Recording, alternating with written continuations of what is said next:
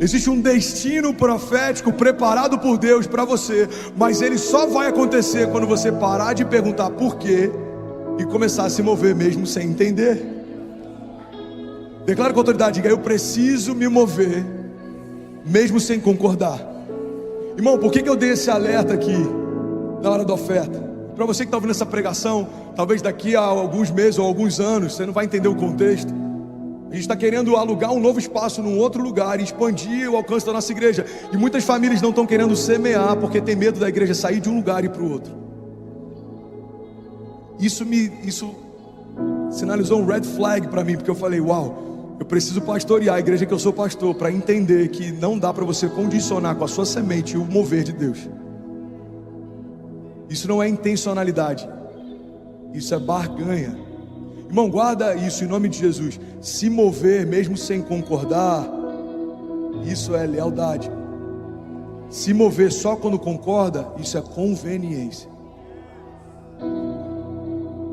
A palavra de Deus diz que Deus, ele é soberano sobre todas as coisas, e Jesus é soberano sobre todos nós, e o homem é o cabeça da sua casa. Então existe uma hierarquia. Quando essa hierarquia é invertida, a gente vê o que a gente está vendo hoje: homens com medo de serem homens e mulheres com medo de serem mães. Deus é o que dá direção para a igreja, Jesus é o cabeça que dá direção para o corpo, e o homem precisa dar direção para a sua casa. Só que quando uma mulher só se move quando concorda, isso não é submissão, isso é conveniência. Quando o homem só se move debaixo do cabeça que é Jesus, quando concorda, isso não é submissão, isso é conveniência. Pastor, me dá exemplos bíblicos. Pega toda a galeria dos heróis da fé. Abraão, sai da sua casa, da sua parentela, do teu lugar de conforto, do lugar que você conhece. Sai do teu porto seguro e vai para o lugar que eu vou te mostrar. Irmão, ele não tinha um GPS, um mapa. Deus não mostrou para ele um plano. Não tinha um workflow, eu vou fazer isso e no segundo momento eu vou fazer aquilo. Fica tranquilo que eu te garanto que no final, não, Deus não precisa dar garantias, Ele é a garantia. Ele é a garantia. Eu estarei com você todos os dias. Qual é a única garantia que Deus nos dá? De que Ele estará com você. E essa é a única garantia que você precisa. O salmista diz: uma única coisa eu peço ao Senhor, uma única coisa: eu possa permanecer na presença dEle, eu possa permanecer no seu tabernáculo todos os dias. Por quê? Porque essa única coisa libera todas as outras. Quero pregar nessa manhã. Alguém está comigo em nome de Jesus? Então todo herói da fé que foi usado por Deus precisou se mover mesmo sem concordar. Irmão, é tão perigoso só se mover quando concordar, que isso pode definir que você nunca vai viver um mover sobrenatural. Por quê? Porque um mover sobrenatural não faz sentido por uma lógica natural. Noé pegou uma floresta e por décadas transformou em pedaços de tábua para construir algo que não fazia sentido por um tempo que ele nunca tinha vivido. Mas ou você confia que o Deus que te dá uma visão de futuro conhece o teu futuro mais do que você conhece o teu passado, ou você nem começa a se mover com Ele, porque toda direção que Deus dá, que aponta para um tempo que não chegou, é para preparar você, porque você não está pronto. Senão Deus não te dava uma visão, você já estava vivendo isso. Irmão, essa é a diferença. E eu vou pregar na velocidade 2 do WhatsApp para você não perder nada, ok? Se quiser assiste depois com calma isso. Essa é a diferença entre visões e milagres. Visão é quando Deus te aponta um tempo futuro e está te convidando para viver esse tempo, e Ele quer que você se prepare para estar apto para viver lá. Milagre é quando Deus faz instantaneamente algo que não depende de você, o próprio Deus já fez. Então quando Deus dá uma visão para alguém, Ele está falando: olha, é esse lugar que eu quero que você esteja, são essas coisas que eu quero fazer. Então esteja pronto, be ready, para quando eu falar, é agora, você vai estar pronto para receber o que eu estou pronto para fazer. Você está comigo? Então toda visão de futuro, Deus só dá para o homem que não está pronto. É por isso que Deus falou com tantos jovens, é por isso que levantou profetas que eram ainda moços, é por isso que Ele separou apóstolos que alguns deles, segundo os historiadores, acreditam-se que não eram nem maiores de idade. É por isso, por exemplo, que Jesus precisou direcionar Pedro a pescar um peixe, da boca daquele peixe sairia uma moeda de ouro, e aquilo pagaria os impostos deles. Por que a gente não tem relato de que os outros apóstolos também precisaram? Porque provavelmente a maior parte deles não tinha maioridade a ponto de precisar pagar os impostos. Então Deus usa homens jovens para apontar uma visão de futuro que vai realizar quando eles estiverem prontos. Você está comigo?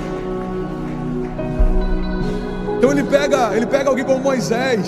Acredita-se que ele era gago, ele não era bom de fala. O que eu vou falar na presença de Faraó? Deus fala, não tem a ver com você, tem a ver comigo.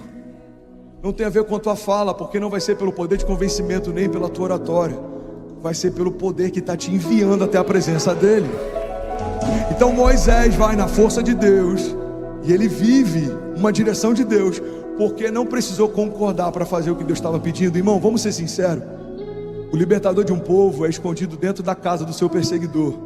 O perseguidor alimenta o libertador, doutrina, ensina, cria, para quando chegar no tempo certo ele se levantar e romper contra quem sempre o guardou. O paradoxo de Deus é confundir aqueles que pensam que são. Então não dá para você esperar que faça sentido algumas direções que Deus vai te dar, porque Deus não precisa da sua concordância para ser Deus. Eu não concordo com essa direção. Sabe o que mudou nos céus? Fala comigo. Nada. Tem uma coisa engraçada, só abrir um parênteses aqui. Eu brincava muito com meu pai em relação a isso, porque meu pai às vezes tinha um pouco de resistência quando alguém era muito famoso, e essa pessoa às vezes não era simples, era alguém soberbo. Então se chegava alguém assim, cheio de si no lugar, ele falava assim, nem sei quem é. Eu brincava com ele, imagina, sei lá, o Justin Bieber entrou no lugar e meu pai, nem sei quem é. Eu falo, pai, mudou muita coisa na vida do Justin. Mas essa dinâmica, ela se aplica na jornada de fé. Você não concordar com os planos de Deus, mudou nada no plano de Deus. Você não querer viver a promessa de Deus, não mudou nada na promessa de Deus. Porque quando Ele disse que faria, nos céus isso já está pronto. Você pode ir lá e retirar, como se fosse um pick-up, um delivery. Você está lá, está pronto, é teu, está com o teu nome, a tua ordem. Ou você pode deixar a tua vida inteira passar e nunca viver as promessas que sempre esperaram você estar pronto para viver. Você está comigo? Uma tragédia que a gente pode viver, irmão, é viver esperando o tempo chegar, ao invés de se preparar para quando esse tempo chegar. E como que é essa estação de preparo? É fazer o que não faz sentido, o que eu não quero, o que eu não gosto, ir para um lugar que eu não gostaria de ir, fazer coisas que eu não gostaria de fazer, porque Deus me pediu para fazer. Você só vai romper quando você começar a se mover, mesmo sem concordar. Quantos aqui acham extraordinário o milagre da ressurreição de Lázaro? Levanta a mão, por favor, de verdade.